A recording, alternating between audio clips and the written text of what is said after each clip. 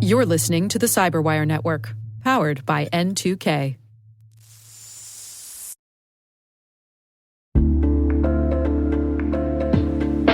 Hey everybody, Dave here. Have you ever wondered where your personal information is lurking online? Like many of you, I was concerned about my data being sold by data brokers. So I decided to try Delete Me.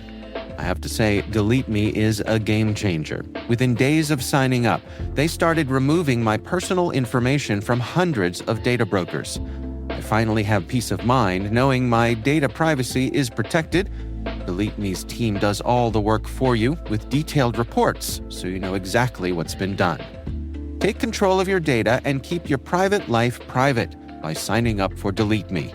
Now at a special discount for our listeners.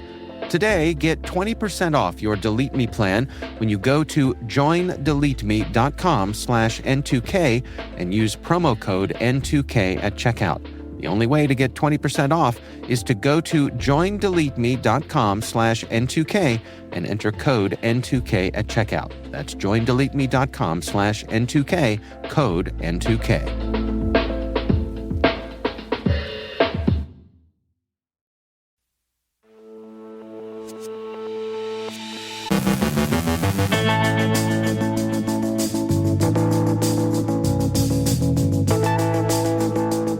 President Trump rolls back AI regulations and throws TikTok a lifeline. Attackers pose as Ukraine's CertUA tech support. A critical vulnerability is found in the Brave browser. Sophos observes hacking groups abusing Microsoft 365 services and exploiting default Microsoft Teams settings. Researchers uncover critical flaws in tunneling protocols. A breach exposes personal information of thousands of students and educators. Oracle patches 320 security vulnerabilities. Kaspersky reveals over a dozen vulnerabilities in a Mercedes-Benz infotainment system. Tim Starks from Cyberscoop discusses executive orders on cybersecurity and the future of CISA. On today's Threat Vector, David Moulton speaks with Dr. Mei Wang, CTO of IoT Security at Palo Alto Networks, about AI and how it's transforming IoT security. And honesty is not always the best policy.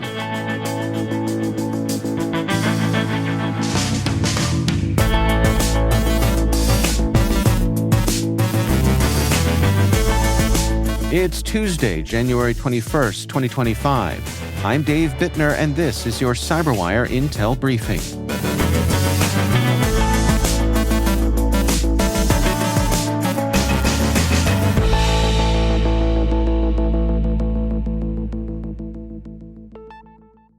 Hello, and thank you for joining us here today. It is great to have you with us. Donald Trump was sworn in as the 47th President of the United States yesterday.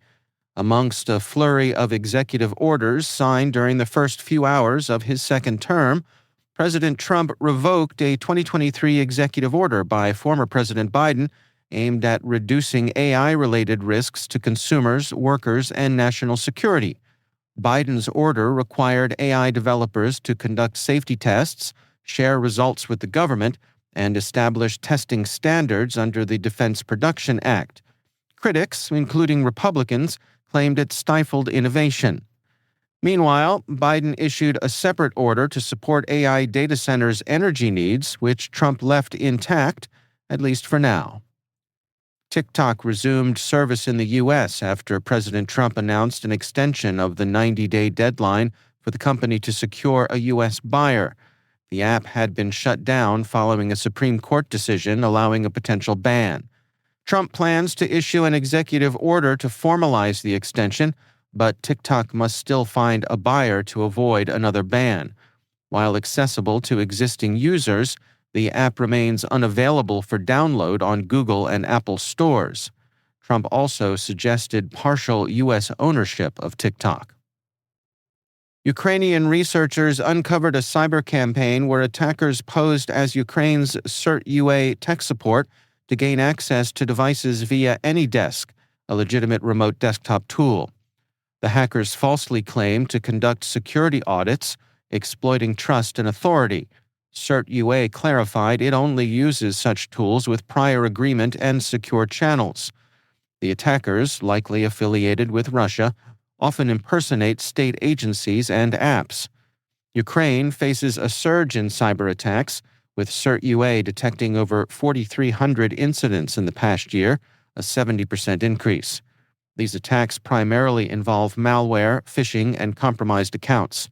Recent campaigns include phishing targeting military enterprises and fraudulent websites mimicking official platforms. Russian-linked actors like Sandworm continue to exploit vulnerabilities, escalating cybersecurity challenges for Ukraine. A critical vulnerability in the Brave browser allows malicious sites to impersonate trusted domains in file selector dialogues. The flaw misrepresents a site's origin during file uploads or downloads, enabling attackers to exploit user trust. When combined with an open redirect vulnerability on trusted sites, this issue can facilitate phishing and malware distribution. It was disclosed by bug hunter Sarif Mohammed Sajjad.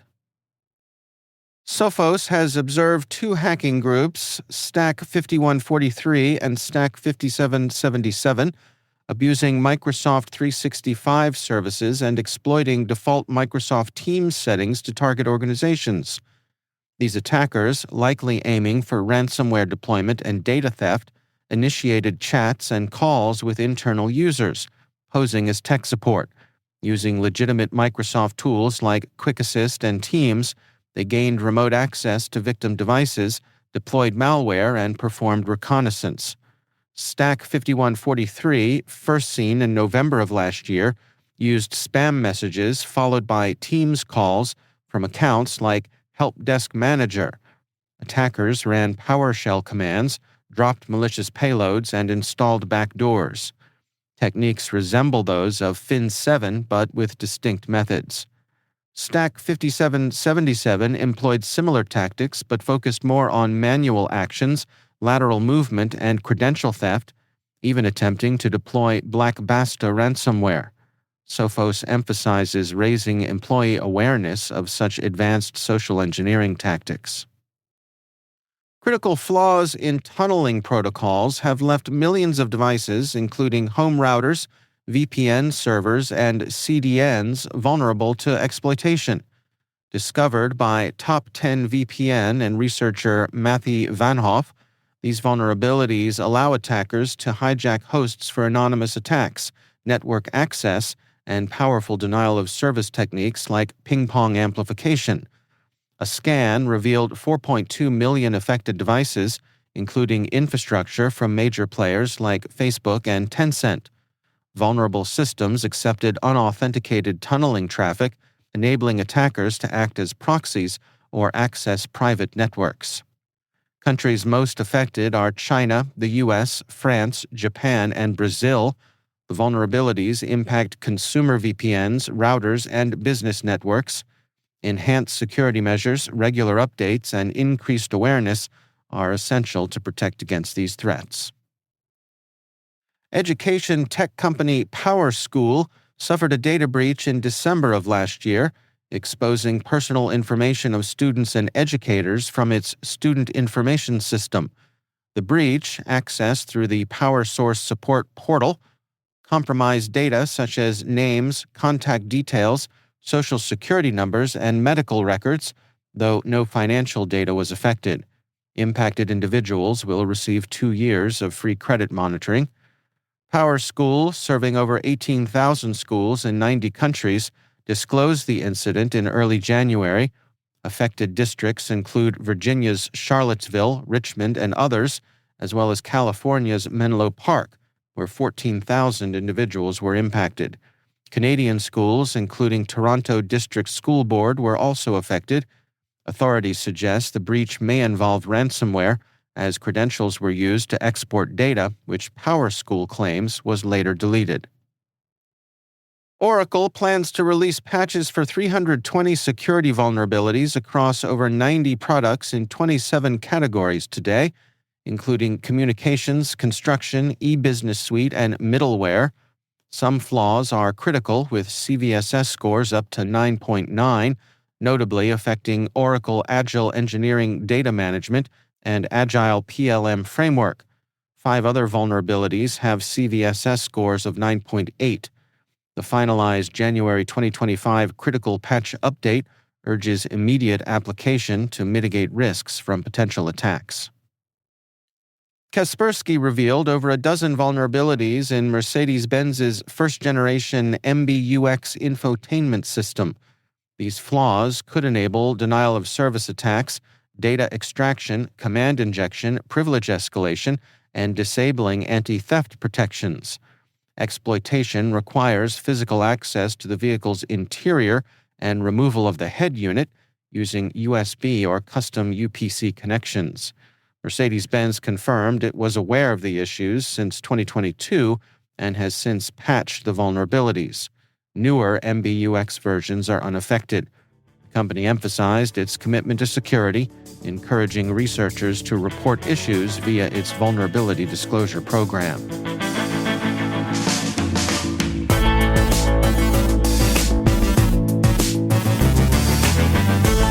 Coming up after the break, Tim Starks from Cyberscoop discusses executive orders on cybersecurity and the future of CISA. On our Threat Vector segment, David Moulton speaks with Dr. Mei Wang about how AI is transforming IoT security. And honesty isn't always the best policy. Stay with us.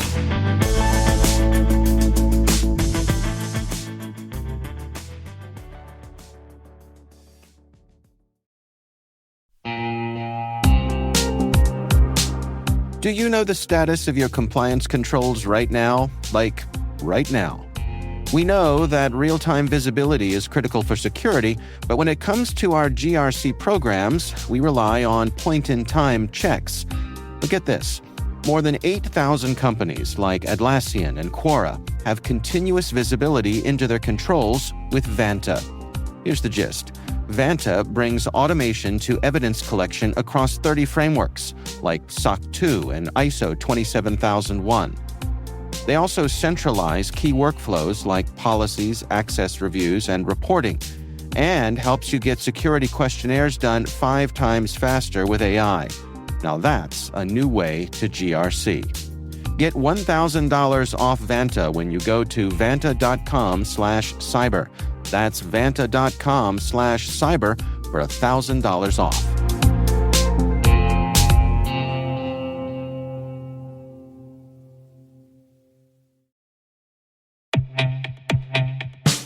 And now, a message from Black Cloak. Did you know the easiest way for cyber criminals to bypass your company's defenses is by targeting your executives and their families at home? Black Cloak's award-winning digital executive protection platform secures their personal devices, home networks, and connected lives. Because when executives are compromised at home, your company is at risk. In fact, over 1/3 of new members discover they've already been breached. Protect your executives and their families 24/7, 365 with Black Cloak. Learn more at blackcloak.io.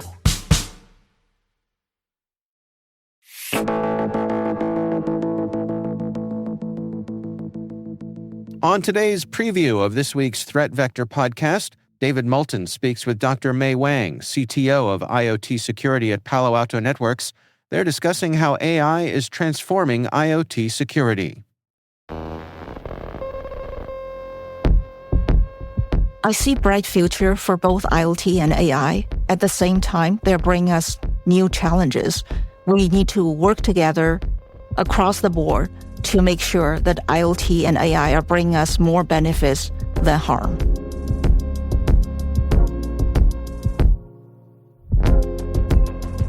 Here's a quick preview of this week's Threat Vector. Tune into the full show on Thursday, and don't forget to subscribe so you never miss a single episode. Let's get into it.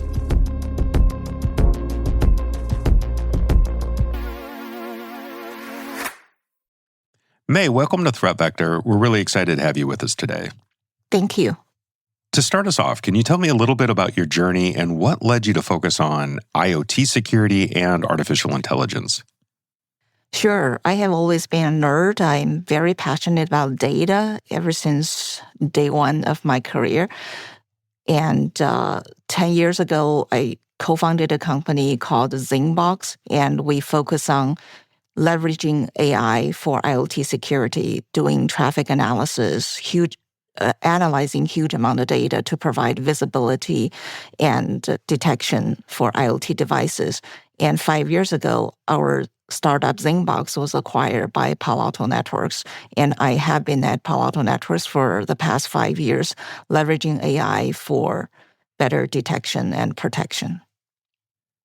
That's really fascinating. And as somebody who's a fellow nerd, I'm with you. It's always interesting to see what gets other people excited. And I don't know about you, but I've decided that the definition of nerd that I like the most is somebody who's deeply into something, but also willing to share that passion and those ideas with others.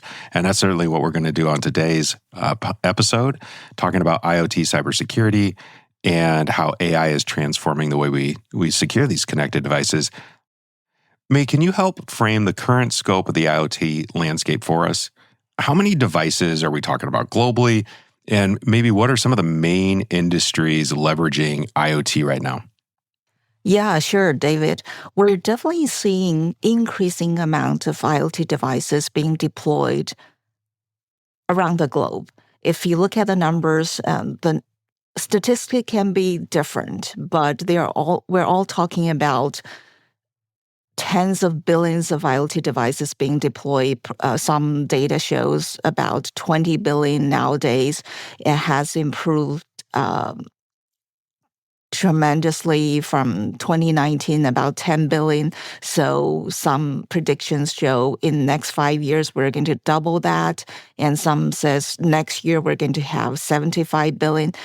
Regardless of all these large numbers, that might sound so far away from us. But if you look at each individual, you can see just around us, not only we're having more IoT devices in enterprises, in manufacturing, in hospital, in schools, but we actually can also see that on each person, we're seeing increasing amount of IoT devices, all these wearable devices that measure our heart rate and measure our glucose level, etc. Actually, just over this weekend, I was at an event, and the speaker on the stage, I counted, he had 5 big rings on his fingers, and all of those were IoT devices measuring all kinds of things to help us better understand ourselves. So we definitely see huge increase in terms of deployment of IoT devices, and the industries we're seeing most are definitely manufacturing. We call them operational technology, OT, healthcare, enterprises, and in many critical infrastructures such as energy plants, water plant, etc. So one of the things I keep hearing about is 5G plus IoT. And this new marriage or this new combination certainly changes the IoT landscape, but I got to think that it changes the IoT security landscape. Do you see new threats, or do you anticipate different challenges from this combination of technologies? Actually, almost all customers we talk to are very interested in 5G technologies, and because it's going to enable us to have even a lot more devices all over the place. So the scale is going to be even larger when all these devices are deployed. And again, the key thing is visibility. It's going to actually bring more challenges in visibility. And also, usually when we talk about 5G security, mainly people are talking about the management plane, the signaling plane. But also, we see lots of challenges on data plane. So from Palo Alto Networks, we are actually trying to address cybersecurity issues on both management plane, signaling plane, and data plane. And another challenge is, as we mentioned, the device identification, visibility are always the key and foundation. And there are different parameters to identify these devices in the IT world or the traditional IoT world. We mainly look into MAC address plus IP address to identify these devices in addition to gazillions other parameters. While for the 5G world, there other ways to identify these devices. For example, IMEI, International Mobile Equipment Identity. So we need to figure out a way to identify these devices using their specific cellular-based identifiers. And at Palo Alto Networks, we have already integrated into our firewall already. So we can provide the same kind of cybersecurity protection to 5G IoT devices. May, thanks so much for such a great conversation today. I really appreciate you sharing your insights on IoT, on AI, and a little bit on your background.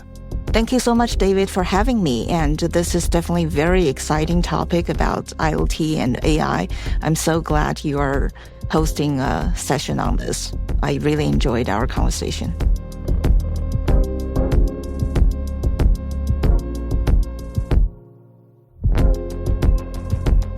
Thanks for listening to this segment of the Threat Vector Podcast.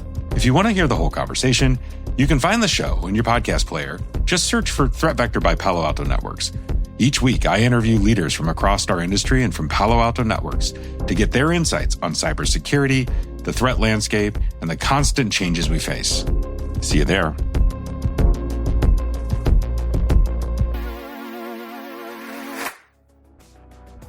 Be sure to check out the Threat Vector podcast wherever you get your favorite podcasts.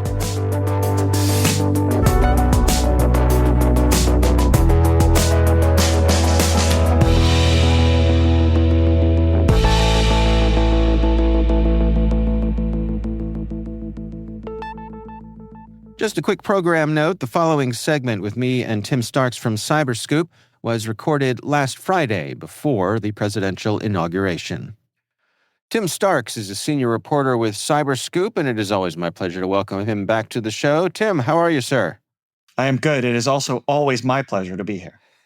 Well, the feeling is mutual then, I suppose. You have been doing a lot of reporting here lately, and of course, not the least of which has been about the executive order that President Biden seemingly, dropped on his way out the door, right?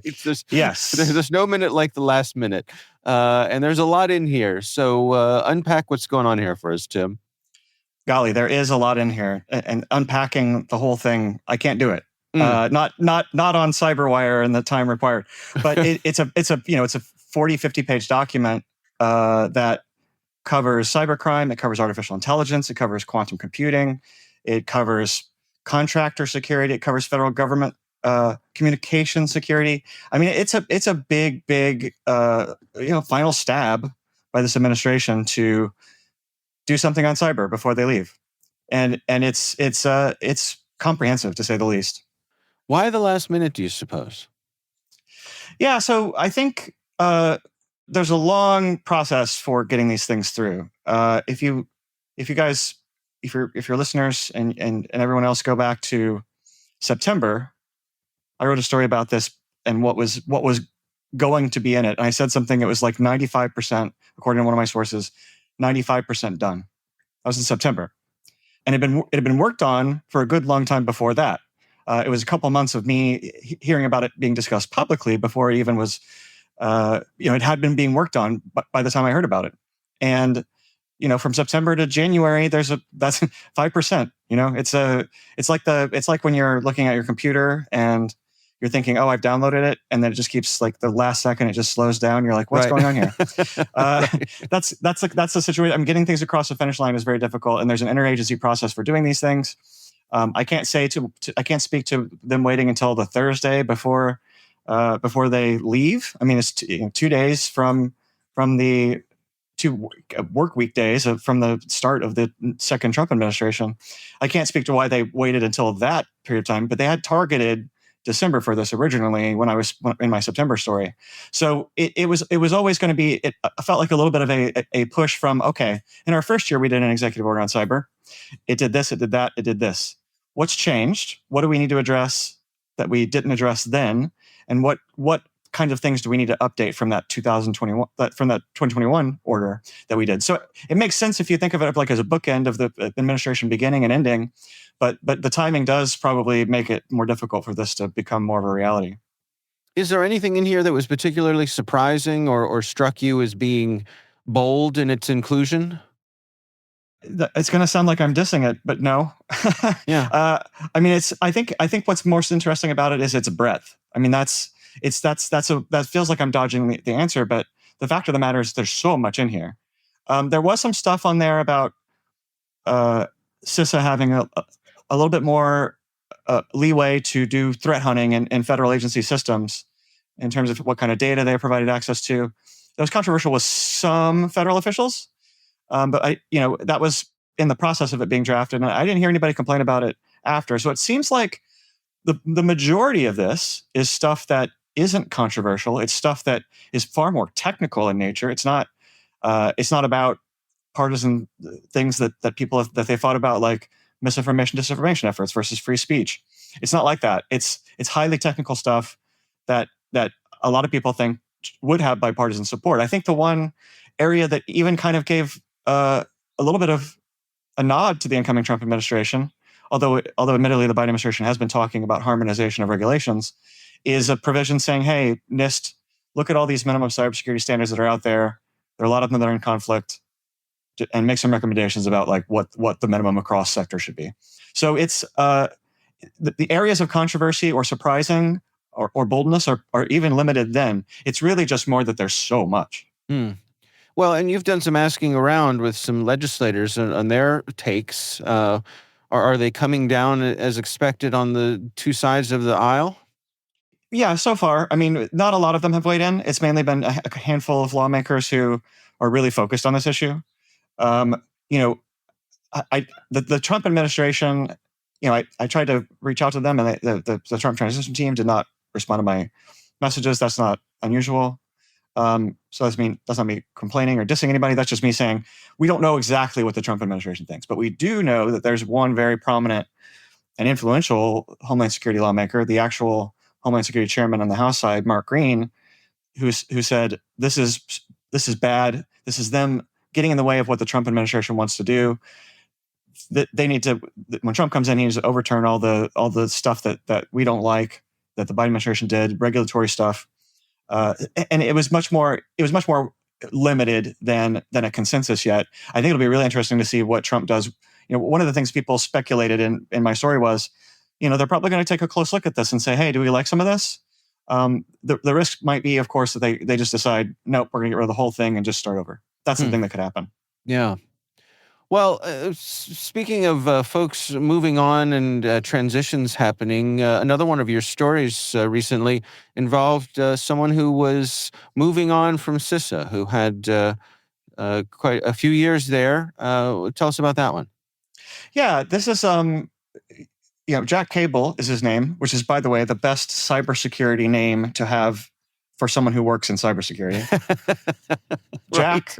Jack is a bit of a prodigy on cyber. He is still just 24, but when he was going to college, he was working on cybersecurity issues in the federal government. So he's an interesting figure to talk to.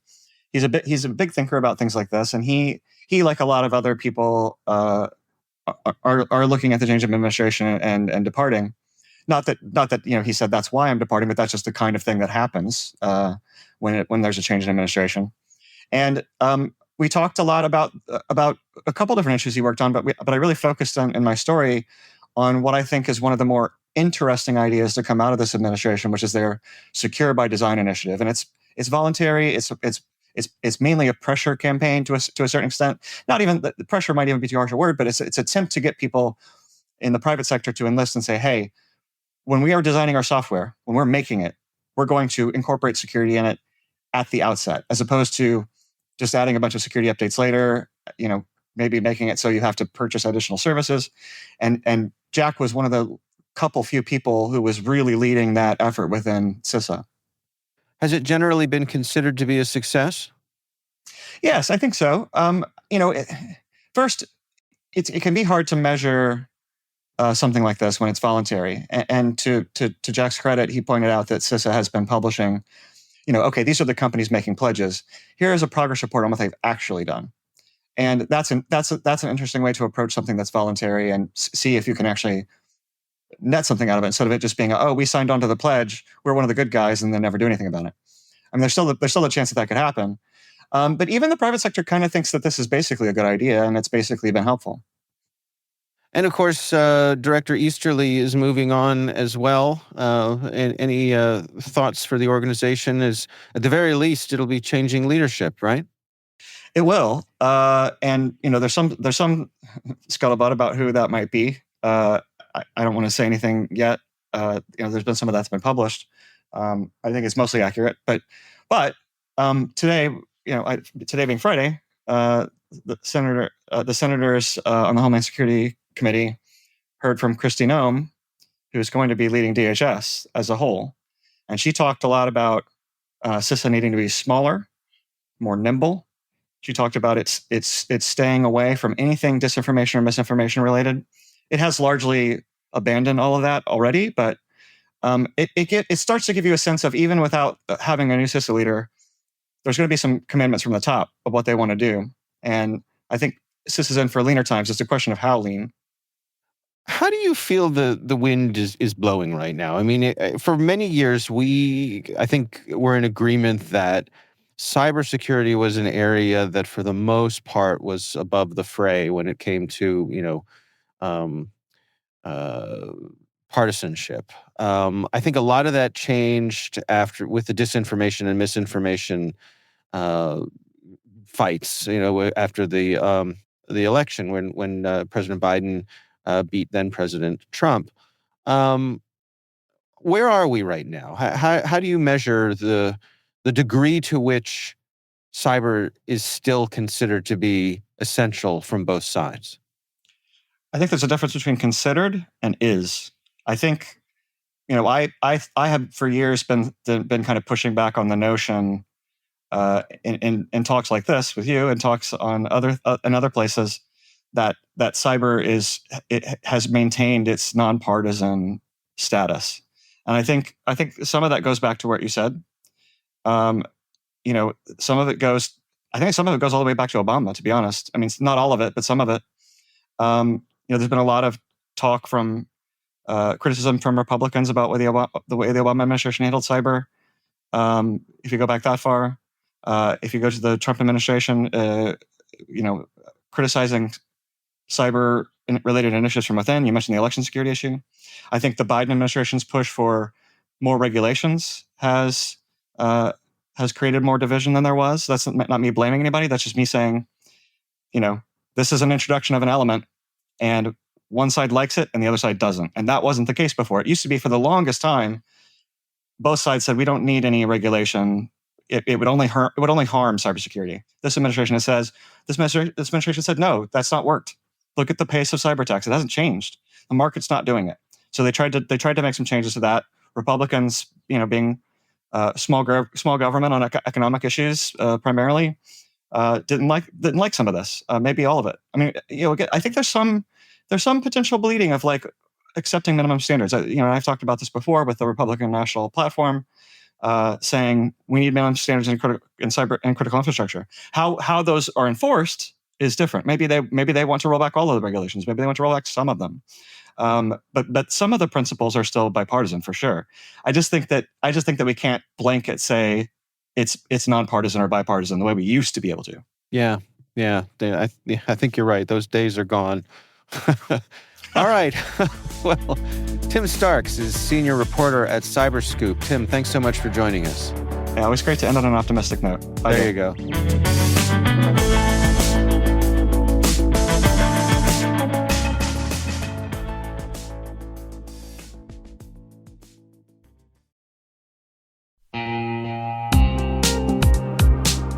Cyber threats are evolving every second, and staying ahead is more than just a challenge, it's a necessity. That's why we're thrilled to partner with ThreatLocker, the cybersecurity solution trusted by businesses worldwide.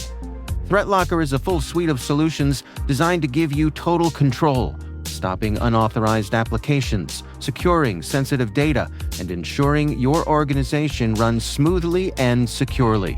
Visit threatlocker.com today to see how a default deny approach can keep your company safe and compliant.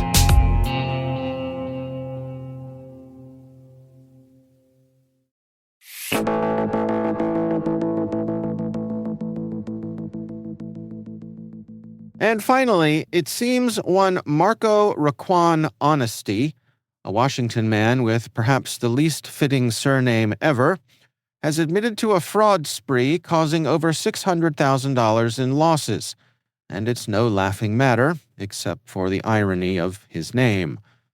From 2021 through 2022, Honesty ran the Scam Olympics, COVID relief fraud, smishing, bank account takeovers, forged money orders, and even selling stolen data on Telegram.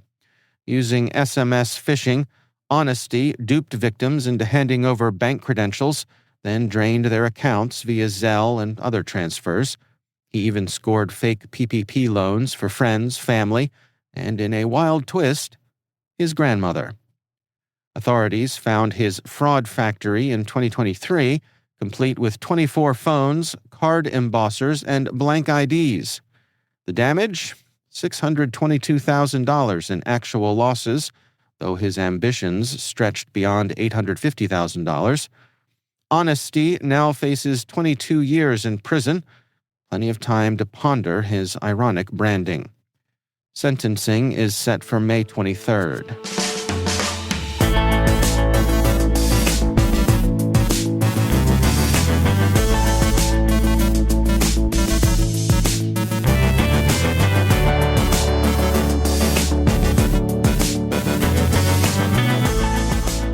And that's the CyberWire. For links to all of today's stories, check out our daily briefing at thecyberwire.com. Don't forget to check out the Grumpy Old Geeks podcast, where I contribute to a regular segment on Jason and Brian's show every week.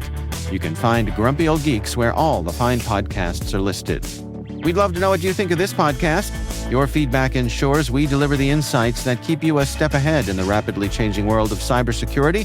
If you like our show, please share a rating and review in your favorite podcast app. Please also fill out the survey in the show notes or send an email to cyberwire@n2k.com. This episode was produced by Liz Stokes. Our mixer is Trey Hester, with original music and sound design by Elliot Peltzman. Our executive producer is Jennifer Eiben. Our executive editor is Brandon Karp. Simone Petrella is our president, Peter Kilpie is our publisher, and I'm Dave Bittner. Thanks for listening. We'll see you back here tomorrow.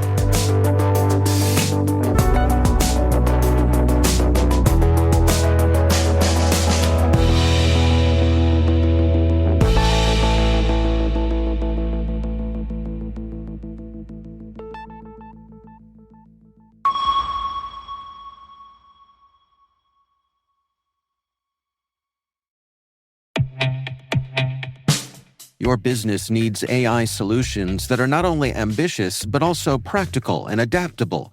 That's where Domo's AI and data products platform comes in. With Domo, you can channel AI and data into innovative uses that deliver measurable impact. Secure AI agents connect, prepare, and automate your data workflows, helping you gain insights, receive alerts, and act with ease through guided apps tailored to your role. Data is hard. Domo is easy. Learn more at ai.domo.com. That's ai.domo.com.